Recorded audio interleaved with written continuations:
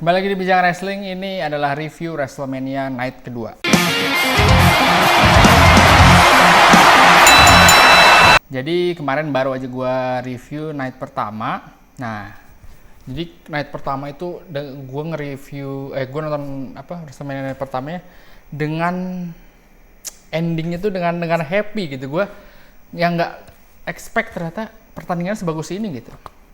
Bukan pertandingan, tapi lebih show-nya tuh ternyata cukup menghibur gitu. Dan gue udah lama lah nggak pernah nonton WWE dengan card-nya, dengan rosternya kayak yang ada di WrestleMania nggak ada big match, nggak ada big nama besar, tapi bisa menghibur gitu. Gue kaget banget gitu. Nah, jadi di night kedua gitu gue berekspektasi lebih karena card-nya juga lumayan established ya, kayak bisa ada Randy Orton di sana, ada Roman Reigns, Edge, Daniel Bryan, Kevin Owens, Sami Zayn, Logan Paul juga ada. Nah, jadi gue berekspektasi gitu. Nah, karena ekspektasi gue yang tinggi, mungkin karena ekspektasi gue nggak begitu tinggi di WrestleMania hari pertama ya, terus gue ya udahlah kita enjoy the show aja. Ternyata wah. Nah, pas di night kedua tuh dibuka dengan Randy Orton lawan The Fiend yang pertandingan gimmick. Jadi gue aneh sama kenapa sih WWE suka banget pakai Randy Orton dan The Fiend. Mereka udah pernah di WrestleMania, udah pernah WWE Champion waktu itu. Terus gue yang sampai sekarang, gue tuh nggak begitu suka sama karakter Bray Wyatt ya, yang sekarang, yang The Fiend ini. Gue tuh sukanya sama Bray Wyatt yang dulu. Tapi mungkin WWE lagi cari cara untuk punya karakter, punya suatu gimmick yang mirip kayak Undertaker gitu. Karena emang nggak banyak sih orang yang punya gimmick karakter kayak Undertaker, Deadman gitu. Bertahun-tahun sampai dia pensiun. Tahun kemarin dipensiunin pas di sama AJ Styles dari tahun 90 sampai 2020, 30 tahun dia gimmicknya sama. Nah, kayaknya WWE lagi pengen ke situ gitu. Gimmick Bray Wyatt kan kayak gimmick pertama Bray Wyatt gitu, aneh gitu kan. Terus Wyatt family-nya tuh creepy, weird gitu. Sekarang kan lebih ke monster. Dan pertandingannya tuh gimmick dia gue nggak suka gitu, selalu gue nggak suka. Jadi lampunya dimatiin, terus di sana disorot lampunya apa, wah gue bilang ini pertandingan aneh banget. Dan ini jadi opening WrestleMania match gitu. Beda sama night 1 ada Bobby Lashley sama Drew McIntyre, ini malah pertandingannya GG banget. Dan pertandingannya cuma sebentar, gue liat di Wikipedia cuma 5 menit 50 detik gitu.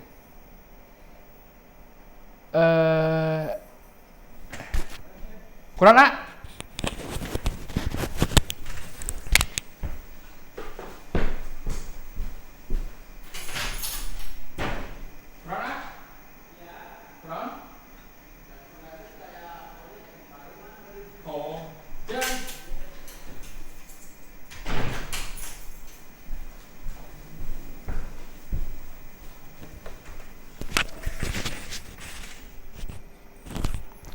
Jadi terus endingnya juga nggak jelas.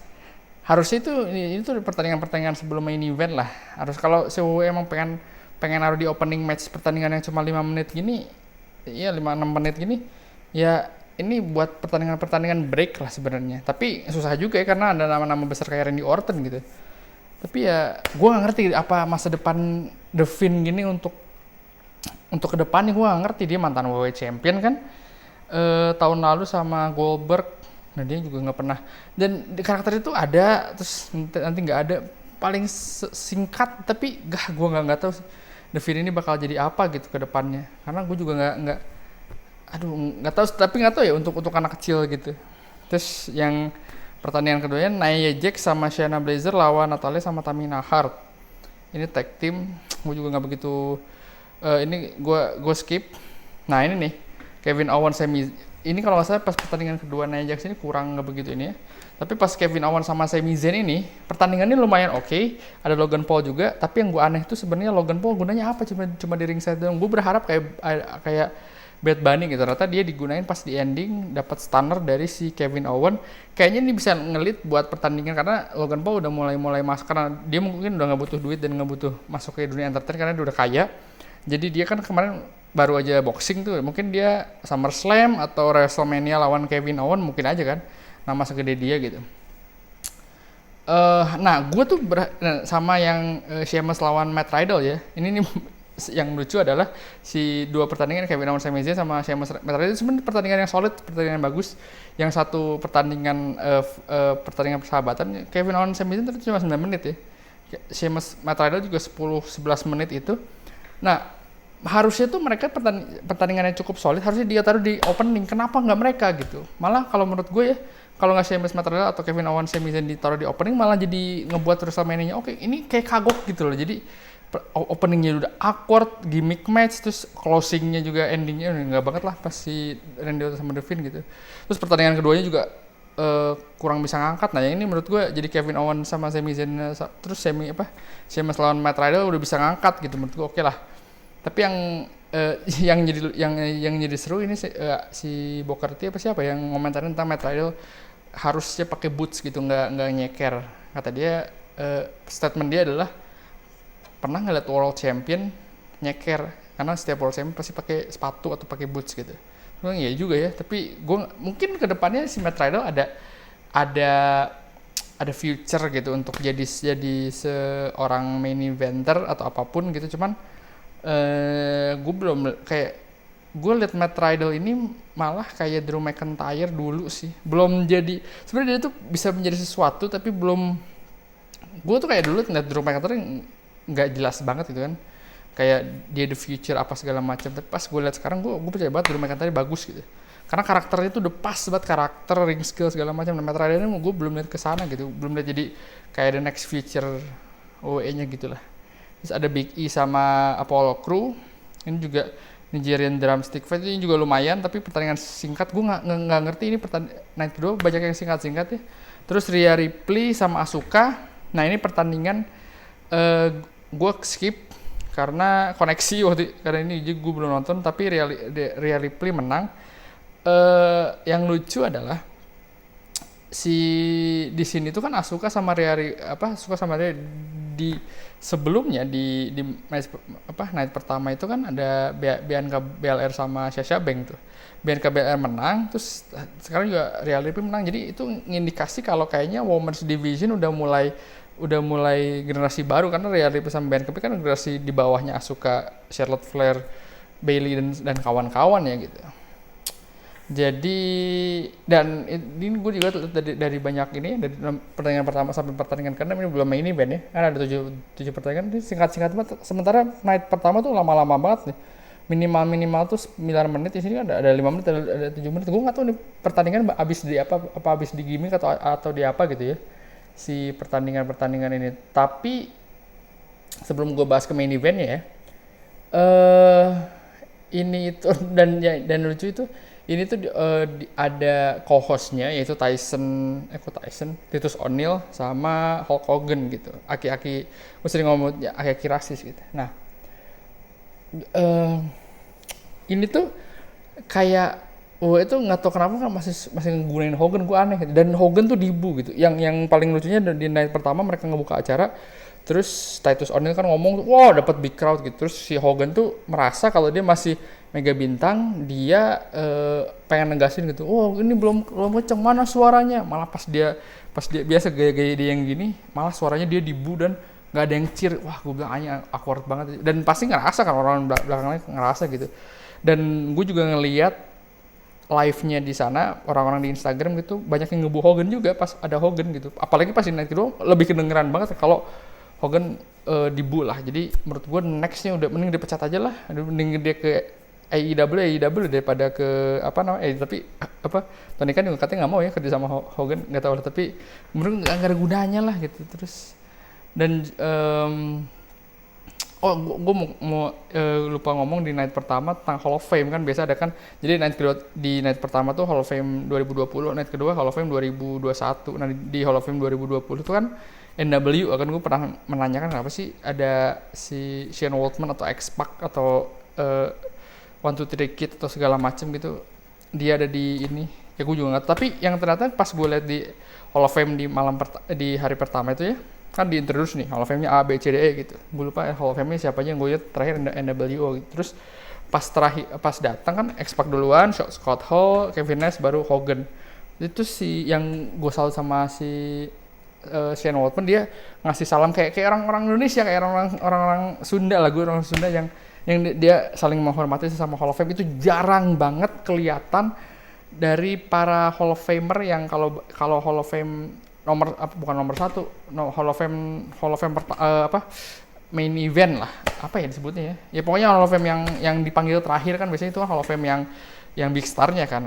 Pas ini si Shane Waltman malah ngasih salut ke semua Hall of Famer gitu. Itu di situ gue timbul respect-nya, emang dia punya rasa respect buat Hall of Famer lain. Jadi gue salut tuh jadi gue ngerasa dia Hall of Famer meskipun dia gaya dua tangan gini dan dua cincin Hall of Fame. Jadi gue salut sama jadi pandangan gue terhadap Shane Waltman dia salut lah gitu dengan dia menghormati Hall of Famer lain gitu. Nah, di Night 2 ini nggak ada Hall of Fame, nggak ada yang ini ya, nggak ada yang nggak ada yang spesial, cuma announcement biasa. Kane terakhir ada pyro segala macam gitu. Tapi ada segmen di mana ada co-host si Titus O'Neil sama si Hogan, ada Bayley nge-interrupt, terus ada Brie Bella biasalah kayak penghormatan terakhir, terus si Bayley-nya dialungin gitu, mesti dilempar gitu sama Brie Bella sih, Bella Twin gitu. Gue juga sebenarnya nggak begitu suka sih Bella Twin. Apa sih Bella Twin sebenarnya?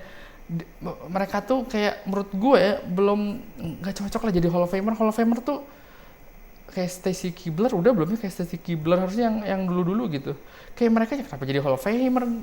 Aneh banget kan, ada nama-nama kayak Melina, ada siapa ya? Jadi kayak The Bella Twins tuh udah sedikit kan, maksudnya baru-baru ini gitu. Ngapain sih mereka?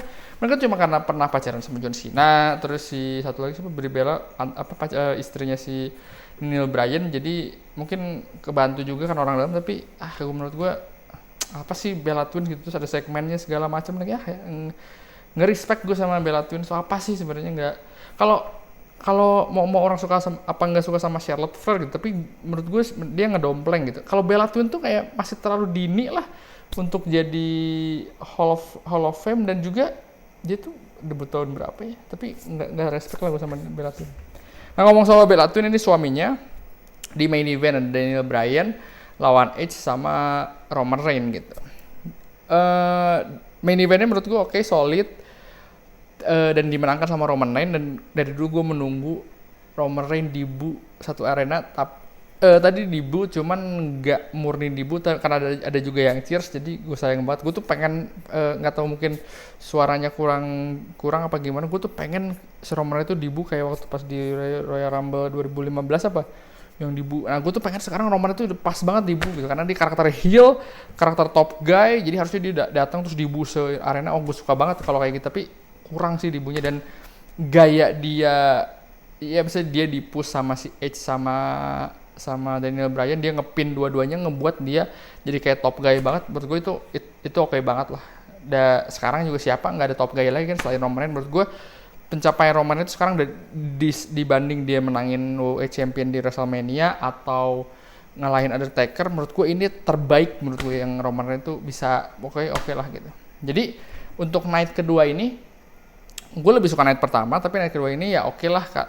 Mungkin bisa kalau matchnya diganti urutannya mungkin masih oke ya, tapi ya gitulah, gue lebih suka night pertama karena banyak kejutan-kejutan di night pertama. Meskipun di night pertama banyak botch, di sini nggak begitu banyak botch, tapi yang ada botch yang si Sheamus tadinya mau finishing move-nya dari top rope, tapi nggak pede, dia akhirnya jatuh kan, jadi sayang lah. Jadi gue lebih suka night pertama daripada night kedua. Tapi ini menurut gue WrestleMania satu kemajuan. Jadi selain kemajuan ini event wrestling pertama yang besar gitu ya di saat pandemi atau selagi masa pandemi atau sebelum pasca pandemi, ini juga mungkin WWE peka akan isu politik, karena ya kita tahu lah Vince McMahon dan itu Republican segala macam, dan tahun kemarin ada BLM, Black Lives Matter gitu. Jadi di WrestleMania ini tuh kayaknya orang-orang kulit hitam tuh dikasih ruang yang lebih besar gitu sama WWE. Pertama WWE Championnya Bobby Lashley, terus main eventnya night pertama Bianca Belair sama Sasha Banks. Co-hostnya orang kulit hitam Titus O'Neil. Terus Intercontinental Championnya Apollo Crews sama Big E. Terus maksudnya siapa lagi, udah itu doang ya. Ya benar itu doang. Jadi menurut gue di sini kayak orang-orang kulit hitam jadi bisa lebih banyak ruang dan jadi banyak apa namanya, bukan top gak ya, bisa jadi banyak ruang lah untuk ada di WrestleMania karena jarang-jarang ada orang kulit hitam di main event, jarang-jarang ada. Just terakhir kapan ada orang kulit hitam kayak Intercontinental Champion gitu, kayak Apollo Crew lawan Big E, jarang banget di WWE. Ada apa nih terakhir kali, jarang sih, jarang banget ada gitu. Dan WWE Championnya Bobby Lashley gitu, masuk WWE Champion, keluar WWE Champion. Menurut gue udah salah satu kemajuan yang ada di WWE gitu. Udah gitu aja dari gue. Pokoknya WrestleMania 37 ini bisa mengobati kekesalan gue tentang WrestleMania sampah di 36. Jadi gue berharap kedepannya WrestleMania tambah solid ini, dan ini menurut gue udah paling pas, tidak ada nama besar gitu. Udahlah, kita mending lupain aja nama-nama besar kayak Brock Lesnar, Goldberg, kita mending maju ke depan aja. Jadi lebih nama yang udah ada dibesarin lagi gitu daripada nama besar dimasuk-masukin lagi. Jadi ini dan bisa ngebuat banyak lagi orang-orang yang lebih oke gitu. Jadi gitu aja dari gue, sampai ketemu di bincang wrestling selanjutnya.